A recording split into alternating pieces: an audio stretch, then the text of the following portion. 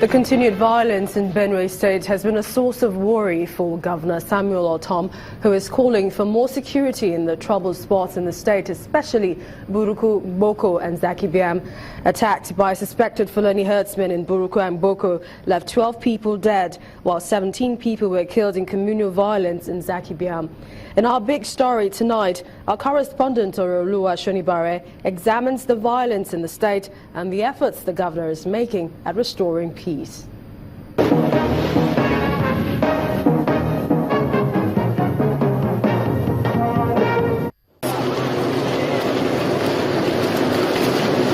The importance of human life is determined by individual perception, which is usually subject to values, beliefs, and culture. So what happens when values are disregarded and beliefs and culture promotes violence?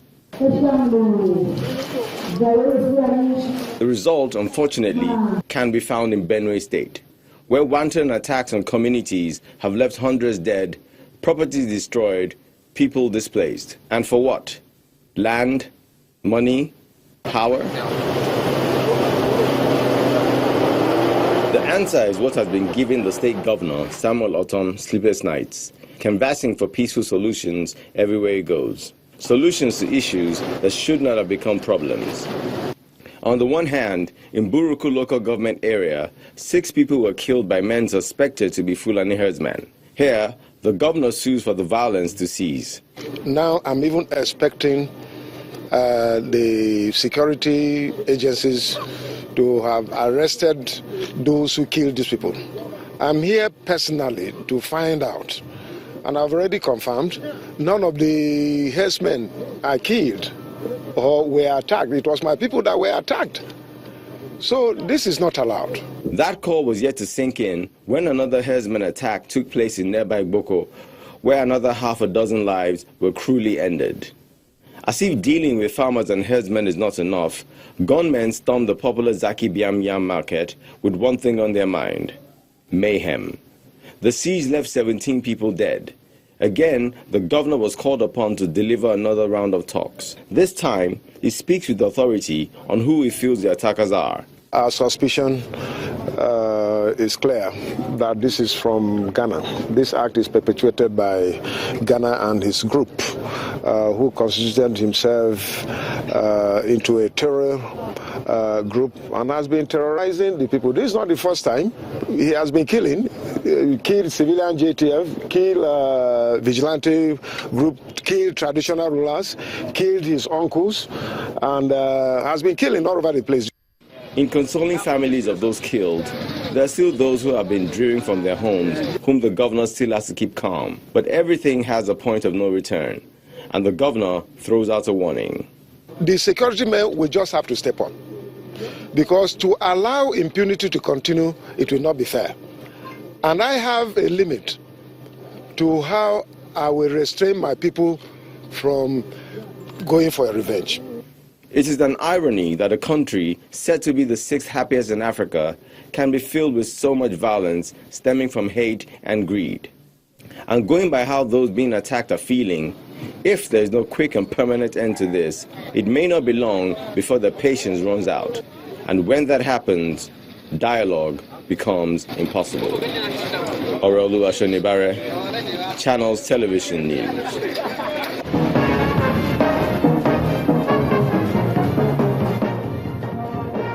Well, let's now join Anne Nwaldo, who has the day's business stories.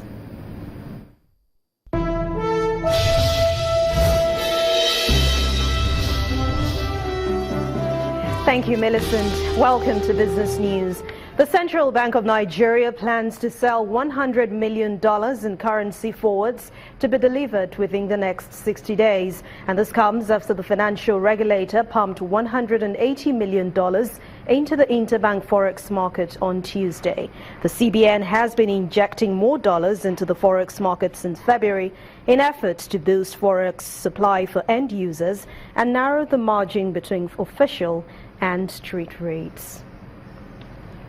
One of Nigeria's top tier 1 lenders, Zenith Bank, has cancelled initial plans to raise 100 billion naira through a combination of bonds and share sales. And this is due to tough economic environment. According to the bank's head of investor relations, Mr. Michael Anyima, the bank had last month announced plans to seek approval for the funds on expectations that the conditions in the capital market would improve.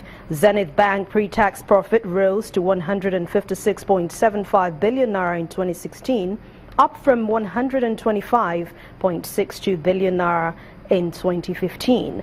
The company's share price fell by 1.45% to 13 naira 16 kobo at the close of today's trading on the NSE.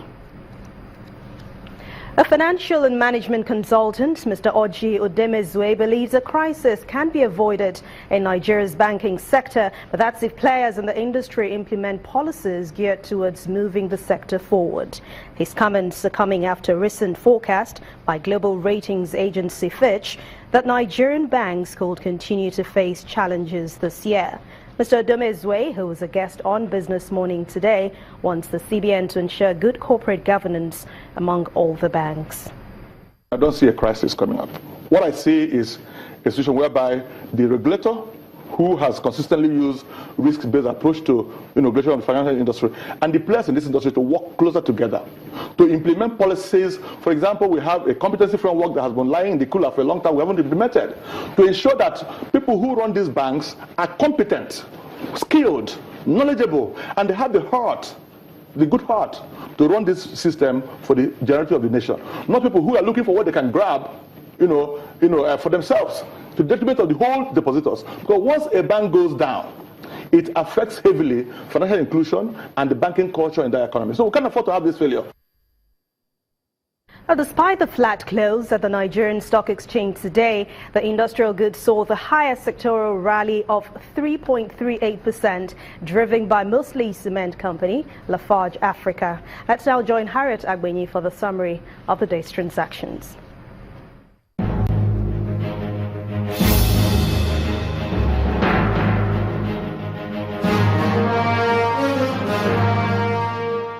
Thursday's trading session on the Nigerian stock market ended flat on the back of muted activities in the prices of some key bellwethers. The general index closed at 25,514.03 versus 25,514.17 recorded on Wednesday, with market capitalization unchanged at 8.82 trillion naira. Lafarge Africa again topped the list of percentage gainers today, trailed by 19 other appreciators by a wide margin of 8.47% a day after it released its 2016 earnings result. On the flip side, Seplat was the most significant loser among 14 decliners, followed by Guinness Nigeria and Africa Prudential. Overall, transactions lowered to 115.11 million shares against Wednesday's trading in 2,861 transactions. The most active stocks for the day were Guarantee Trust Bank, Access Bank, and UBA. Those are the day's trading figures. I'm Harriet Agbenyi. Thank you, Harriet. Most of the world's leading stock markets are in the green today, but U.S. markets ended mostly lower as investors react to the delay of a key U.S. Republican-led healthcare bill. Let's see how they ended at the close of business today.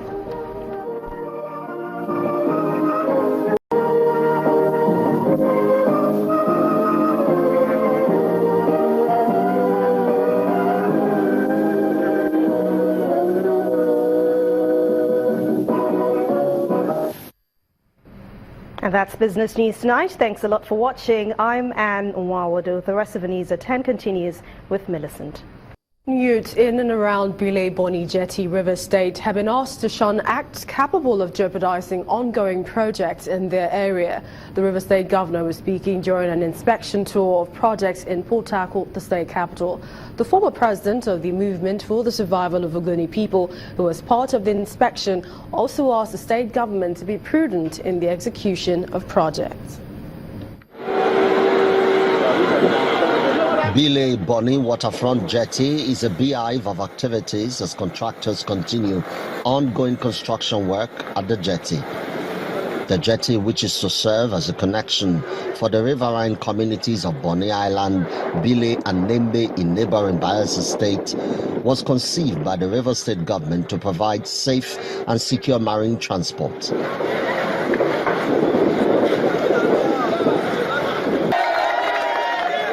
And the governor is here to check the level of work done. And another day, the governor is on Abacha Road in the heart of the government reservation area in the state capital to see another project currently under reconstruction.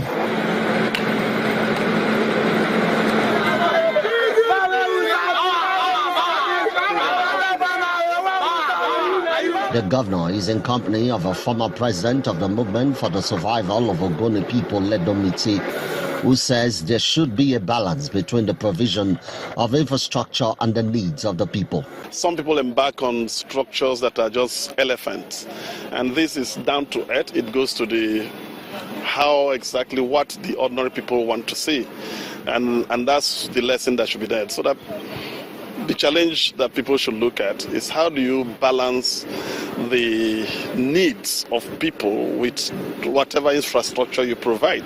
Some infrastructure has very little relevance to the actual needs of the ordinary people. I mean, when you go and build maybe a classroom that will require AC for people to enjoy the place, how does that relate to our environment? The popular Abacha Road is a link road between Ajib Junction and Government Reservation area. Emmanuel Irene, Channels Television News. A group of excited returnees from Libya from a batch of 155, they broke out in songs on a bus en route to the Hajj camp of the Murtala Mohammed International Airport. Their return was facilitated by the International Organization for Migration, IOM, and they arrived in a chartered Nouvelle air flight at the International Airport, Lagos, at around 6:10 p.m. The Deputy Director of Search and Rescue of the National Emergency Management Agency disclosed that over 7,000 Nigerians have been assisted by the IOM in 15 years, while an official of the IOM says the organization is committed to the return of economic migrants. As you saw, there was great joy and happiness from so many of them, having had many of them ending up in grim circumstances in Libya, failing to reach Europe, often the case since these are, for the most part, economic migrants, people, Nigerians who are leaving the southern part of the country looking for better opportunities in Europe usually. So we are very happy to have brought home so many people. Between March 2016 and December 2016, a total of 867 Nigerian nationals have been assisted home by IOM. Between February 2017 and today, a total of 654. If you put that together, you have a total of 1,521 Nigerian nationals that have been assisted by IOM to return back home. And like I said, this exercise began sometimes in 2001, and IOM has assisted about 7,000 Nigerians back home from various countries. Still ahead on the news at 10, federal government tips Youth Sports Festival as blueprint for talent development for future Olympics. That's on sports. Do stay with us.